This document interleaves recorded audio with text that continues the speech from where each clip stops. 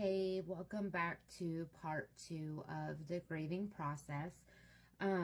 This video is going to focus a lot on things that you can do and things to keep in mind as you are going through the grieving process yourself, and what some of those things might look like.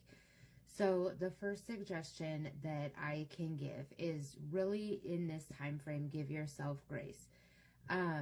The best way that I know how to explain the grieving process, if I was to put it into a physical visual sense, and it's kind of weird, but work with me here, is gonna be the game Whack-A-Mole. If you know what I'm talking about, if you're too young, maybe this game was before your time, you saw it a lot at carnivals and stuff, where it's that board thing that has all the holes, and then in the holes up pop these little moles randomly, and you bop them over the head, they go back in the hole, but they start popping up faster, they start popping up more randomly.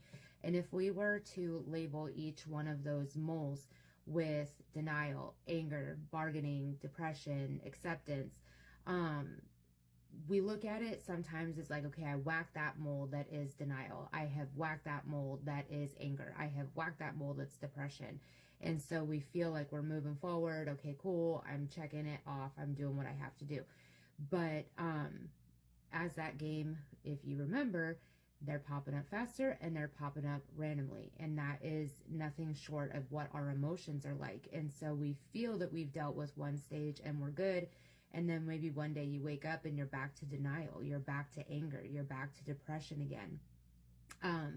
You're back to that bargaining stage, and that's normal. But a lot of times people will feel that they're failing because they're feeling so many of these same emotions on repeat and they can't understand why. It's because you're human and because you're feeling and you're grieving and you're healing. And that is going to look like having to deal with those same things over again, and it's very, very difficult for a lot of people. And so sometimes they get frustrated and they do get stuck. You're not necessarily stuck if you are, like I said, feeling those emotions on repeat. But the two main stages that I see people that do get stuck in is either anger and or depression. And so some people learn to make best friends with that anger. That anger is the only thing that's keeping them going and keeping them shuffling forward day to day. And then some people get stuck in depression where they just never continue healing. They just kind of give up and they stay stuck in that depression stage of things. And sometimes it's a combination of the two. It's a mixture of that anger and depression. And it's a hard place to be. But you really want to do some things differently. First of all, if you can, try your hardest to stay away from drugs and alcohol. I know that for a lot of people, it's a very quick, very intense way of not feeling and hitting pause on the emotions that are very overwhelming and seem to be taking over your life. And I'm not going to lie, it will work.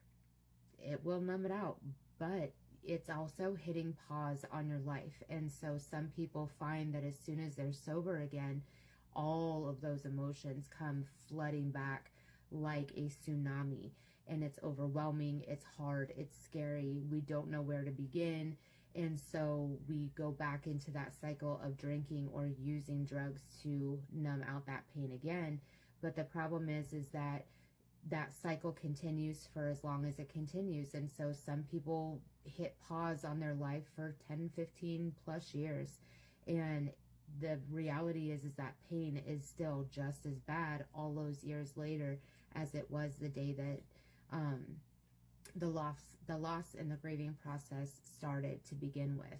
And so we really want to try to stay away from that. It creates so many more problems than it fixes, even though sometimes we're just looking at doing it for the short term.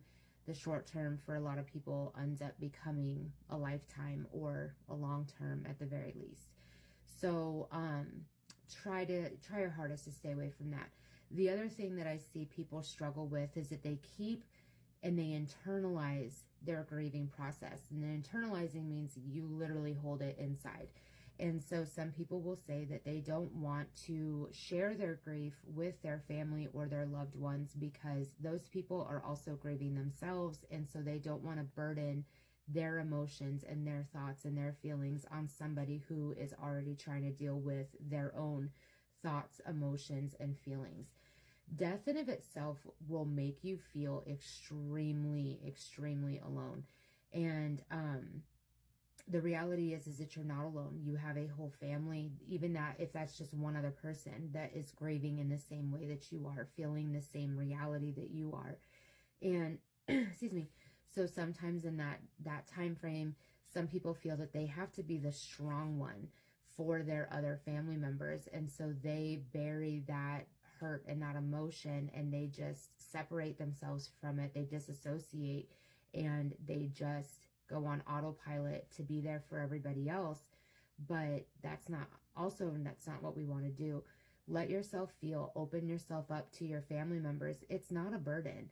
It's something that you go through together. And a lot of times it will eventually strengthen that family unit, that relationship that you have with whoever you're grieving with, because you all are going through that same thing at the same time.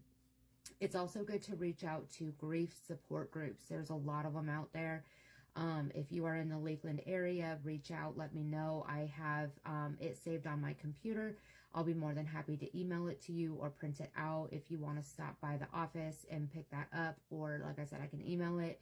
But those types of support systems are tailored to grieving. And you have everybody in that room that attends a meeting that's going through the same process and going through what works for them, what didn't work for them.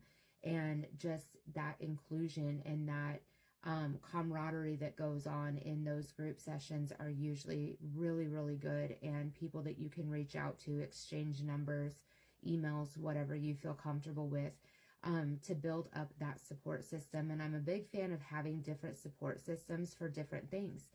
So as much as family and friends are great to have that support system with, if you have those support groups that you attend, then you've got people that are in there too, and they're in different stages of the grieving process. So you have some people that have made it through the other side and they're coming back to help other people who are still going through it.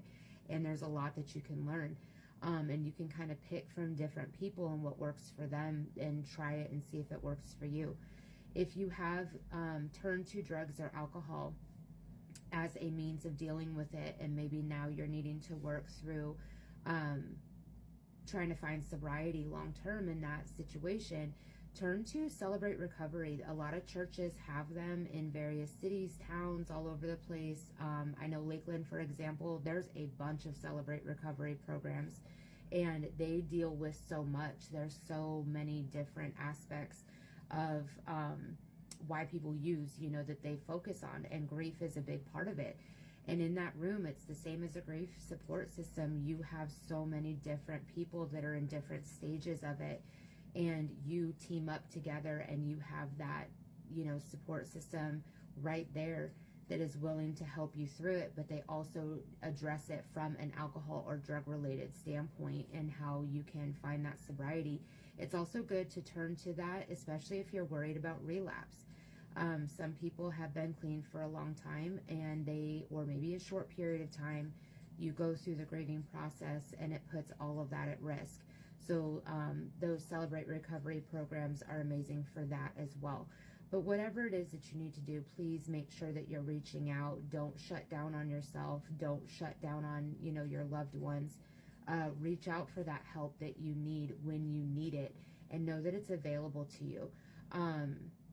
If suicide or self-harm things are coming into play for you, those thoughts, those feelings, reach out. It's 988 is the suicide hotline. You'll be transferred. You can even text with people. You don't even have to talk if you don't want to.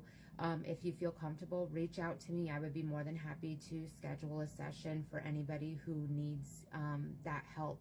It doesn't have to be with me. Whoever it is that you feel comfortable reaching out to, make sure that you're reaching out and just asking for help. And keeping in mind, like I said, you are not alone. We all go through grief at some point in time. And it's not easy, but it is possible to get through it and to come out that other side. I hope that this has helped. Reach out, guys. Thanks so much.